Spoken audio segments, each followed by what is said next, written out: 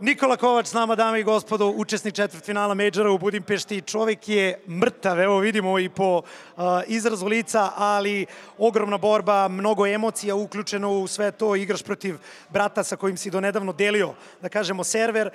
Koliko je sve ovo za tebe emotivno? Ajde, na prvom mestu bilo teško.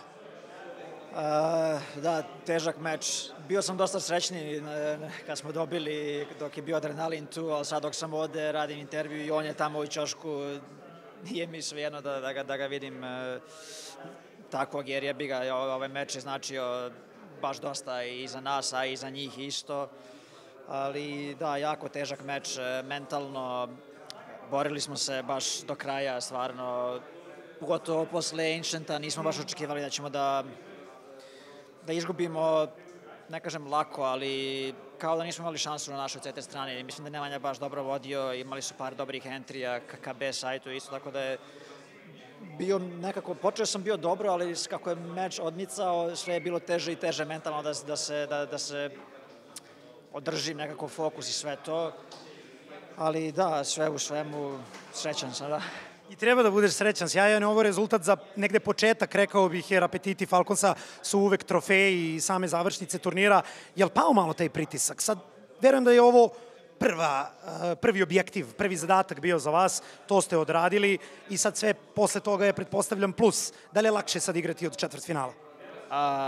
Pa mislim, da li je lakše, vidjet ćemo, ali ja mislim da će biti lakše. Mislim da definitivno će biti manji pritisak, ali nama su, kao što rekao, ciljevi su veći nego samo play-off, ali rekao sam pre u intervju da ako nas ovaj meč ne napravi jačim i snažnijim i da uđemo sa boljim mentalitetom, neće ništa. Mislim da je nam ovaj meč bio baš potreban da nam se desi pre play-offa, da nekako dobijemo to iskustvo i mislim da sada bi trebalo da bude malo lakše u play-offu kada nas je ovo toliko potreslo, mislim da ćemo sad lakše ući u play-off. Da ste izašli jači iz svega ovoga, potpuno ima smisla, jer toliko stvari je trebalo da prebrodite. Pitao sam Onesija, nije hteo da mi otkrije.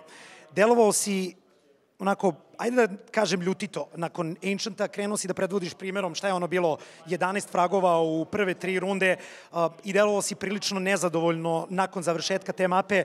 Je li bilo tu nekih, evo, ja mislim da ne može lepša od ovoga, ja mislim da ne može lepša slika od ovoga. Hvala Nemanja što si nam se i ti pridružio, ali evo, zanima me i ti da saznaš zapravo. Šta si rekao o svojoj ekipi nakon prve mape? Rekao sam im samo da ja sam bio na sajtu sve vreme i oni su išli dosta često na B, ja nisam znao šta se dešava, ja sam odgovoran na CT strane, ja rekao sam im da moraju da mi kažu šta se dešava, kako mogu da im pomognem. I onda za Inferno sam im rekao samo da neću da izgubim, da igram u preplašeno, radite što hoćete, samo nemoj da mi igrate preplašeno. To je jedini način na koji neću da izgubim, je to da nam rade egzekuciju na 2 ili 3 lika, mi stojimo sajtu da samo dođe nas ubiju i to je bilo u suštini to.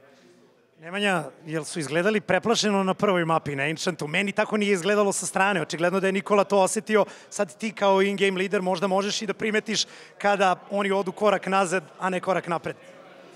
Posle onog Ace-a na pištoljci znao sam da neću da prozivam ništa na sajtu. Samo anti-eko smo išli jer na halfu vidio sam da Kiksan imao 1 kill, fazom nešto tako. I onda sam odlučio da treba da idemo više ka tom sajtu, jer znam prošli put kad smo igrali protiv njih u Rijadu da smo išli na A i nismo se baš dobro proveli. Tako da sam odlučio ovog puta da malo više prozivam na B i isplatilo se na Ancientu, bilo je dobro. Ja sam nekoliko puta tokom dana najavljivao Brčko protiv Ljeline. Sad zanima me kako se u porodici Kovač pratilo sve ovo. Ja verujem, svi se zajedno skupe, pa kogod da pobedi, navijanje ili ne, negoduješ nešto, klimaš glavom? Teško je to. Sve što znam da su jutros bili zajedno na kafi i da su odlučili samo da odu svojim kućama i da svako gleda svoje dijete, što se kaže. Tako da, mislim, tako je kako je sad. I nama je teško, sigurno, psihički kad znamo da igramo jedan protiv drugog i njima je takođe. Do juče smo igrali zajedno, borili se za sve trofeje, pogotovo za ovaj koji nismo zajedno osvojili jedini veći trofej. Ali tako je kako je, mislim, život ide dalje i moramo da ga podržavamo u play-offu, sad što da kažem. To ostaje tebi i meni, da navijamo za Nikolu u play-offu sve do finala, sve do trofeja. Ja evo samo moram da pitam još za Monesija, jer ja ovo što sam danas video, jako dugo nisam video i čak sam izgovorio sa onih početaka u G2, da mi Monesi dugo nije izgledao tako, danas je to bio slučaj, pogotovo na Dastu. Je lakše igrati uopšte kanter kada imaš Monesija koji dolazi do fraga gde god da se pojavi? Mislim, definitivno je lakše, mislim, to zna i on, znamo, svi znaju kada on igra tako, sve je lakše. Ja lično ne znam šta je tačno radio, jer sam bio, samo bacao sam bombe, samo on kad opali negde, ja bacim bombu da ne idu na mene, tako da, vidjet ću šta je radio, ali čuo sam neke priče da je baš imao neke dobre poteze sa snajperom, tako da mislim da, verovatno nam je on i dobio game, ali bio je team effort svakako, bili smo baš, nismo se predali, jednostavno šta god da se dešavalo, nismo hteli da se predamo. Niste se predavali do kraja, na kraju došli do pobjede. Nemanja, Nikola, neću dalje da vas davim. Hvala vam veliko što ste našim gledalcima pružili ovaj fantastičan intervju, a boga mi i sjajan spektakl u današnjem meču. Nemanja, navijamo za Nikolu, a Nikola, puno sreće dalje. Hvala.